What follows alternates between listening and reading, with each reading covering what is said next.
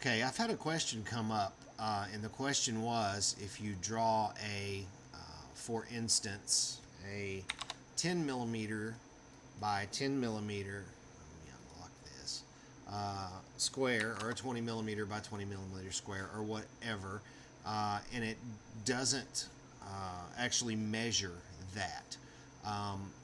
The normal way to do that is to go into the machine settings and change your steps per rotation.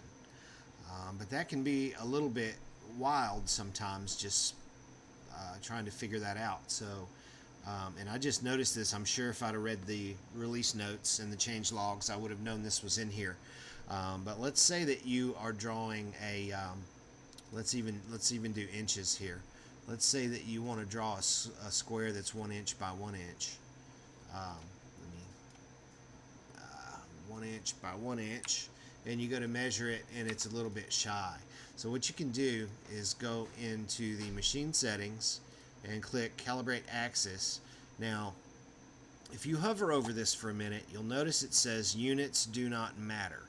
So if I requested it to be a 1 inch square in the X direction, and it was actually 1.02 inches, you can see that it's going to change the steps for you. So it's basically just a way that you can calculate what's going on here easily by entering in the requested distance and the actual distance. You may have to do it once or maybe more than once. I did this just today with someone else, and I ended up having to actually go back once or twice on the y-axis, actually, I think, and get it stepped in just right. Now it's important that after you enter those, that you write to the controller.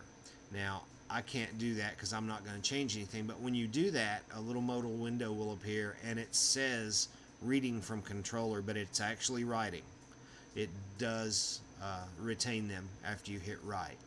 And then if you need to make some adjustments to your y-axis, you can do that as well. Now, the rotary is actually, you can do your z-axis. The rotary is actually on the u-axis.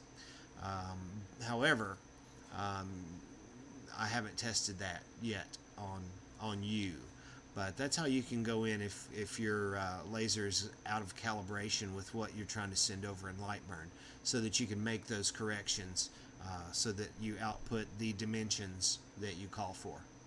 Hope that helps. See you next time.